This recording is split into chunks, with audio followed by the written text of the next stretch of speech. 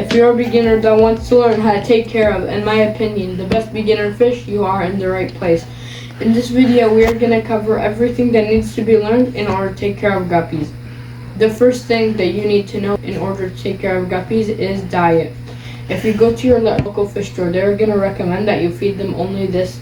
I disagree. The purpose of this is to feed your guppies a varied diet with one thing. They do a very good job in it. It contains everything that you need to feed your guppies for them to survive, but not to thrive. In order for them to thrive, you need to feed them an actual varied diet, which consists of course, these flakes, some pellets, fruits and veggies, depending on the types, and frozen baby bryant shrimp. The next thing I will mention is tank size. It's important for guppies. If you give them a way too small aquarium, they will be stressed, and as you know, a stressed fish is gonna die. So, in short, the minimum tank size for guppies is 10 gallons. You could go lower, I don't recommend it, but the bigger you go, the better. So what I'd recommend if you're a beginner that wants to keep guppies in an aquarium, I would recommend a 10-gallon aquarium. In that 10-gallon aquarium, you can keep 5 guppies with some centerpiece fish. Like I personally love sparkling gouramis or honey gouramis. They do not hurt your guppies. They're, in my opinion, the best centerpiece fish to go with guppies. When it comes to keeping tank mates with your guppies, there are many options. Guppies are not aggressive fish. They will not nip any other fish's fins. So any fish that you're going to keep with your guppies won't be stressed. When you're going to get a fish for your guppies, it's a matter of, will that fish eat or hurt my guppies? Will it chase my guppies or will it nip its fins? I've had bad experiences putting aggressive fish with guppies, so don't do it. I have a list of fish that you could keep with them: swordtails, mollies, platies, corridora, coolie loach, and all species of dwarf gouramis.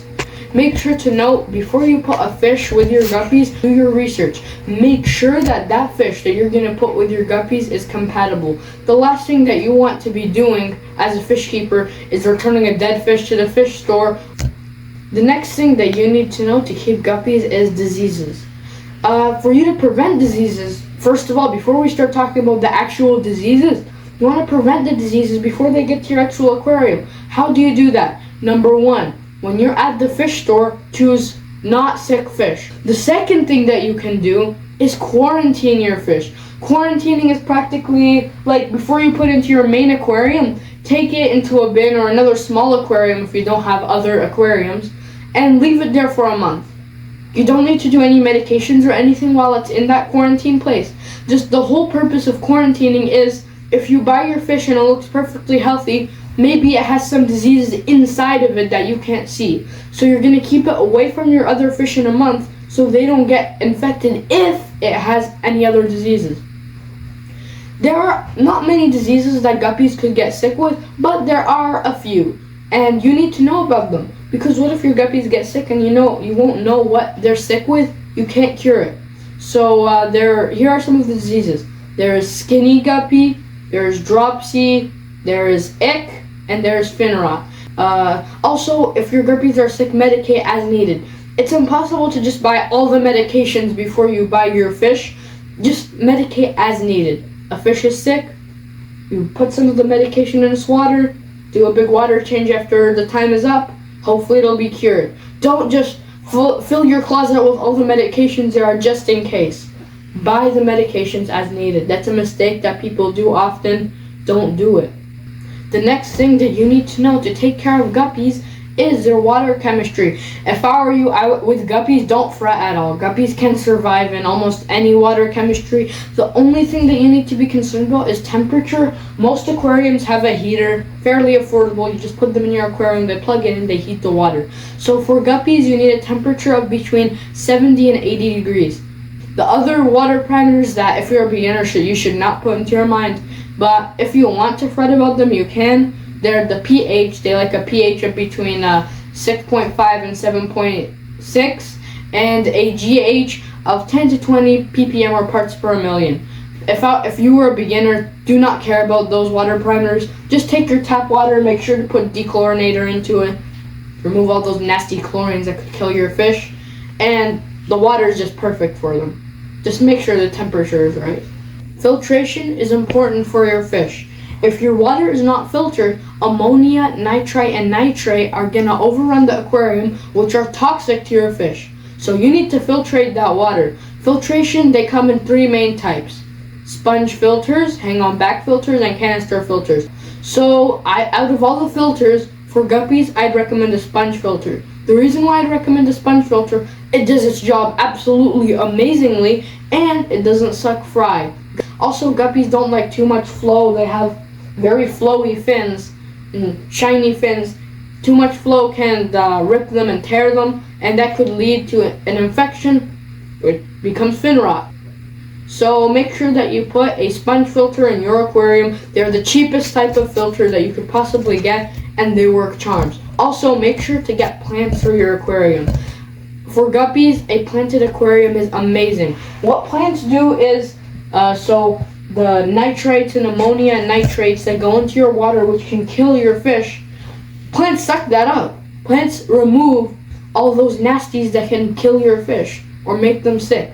So plants really help with the filtration. They make you not have to do as much water changes as if your aquarium didn't have. There are 2 main types of plants for you to put in your aquarium: the plants that hang on top and the plants that go under the water.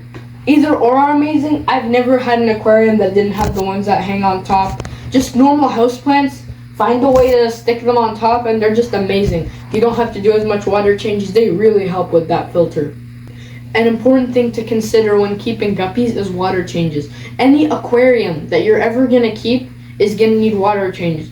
But you're gonna do water changes on your guppy aquarium. You are gonna do them, it's inevitable. That's why in the start when I recommended a 10-gallon tank with 5 guppies and some type of honey gourami or a small species of dwarf gourami, you would not have to do much water changes on that aquarium, especially if you have the appropriate size sponge filter and plants. I'd say you could do water changes once every 2 weeks, and if you're pushing it, you could do water changes once a month. So make sure you do your water changes. They are important. It practically removes all of the stuff that are gonna hurt your fish in the water. It changes up the water, gives them fresh water. While doing a water change, I'd recommend to do a 30% water change. It's the best type of water change. But remember, depending on the fish that you're going to keep with your guppies or how many fish in your aquarium, you may have to do more water changes or less water changes. An understocked aquarium will need less water changes, and an overstocked aquarium is going to need way more water changes. It's important to note while keeping your guppy that they're not going to live very long. They're going to live 1 to 3 years. Of course, guppies are cheap fish, but it's not a reason for your fish to just die. If you keep your guppies, give them a healthy life, it is normal for them to die of old age. Especially when you buy them at the store, they are mature. So don't expect them, like once you get them into your house, they're not likely to live 3 years. They already lived a lot of their life at the breeder state, at the breeding place, and at the fish store. Like and subscribe to my channel for more amazing content from me. See you next video.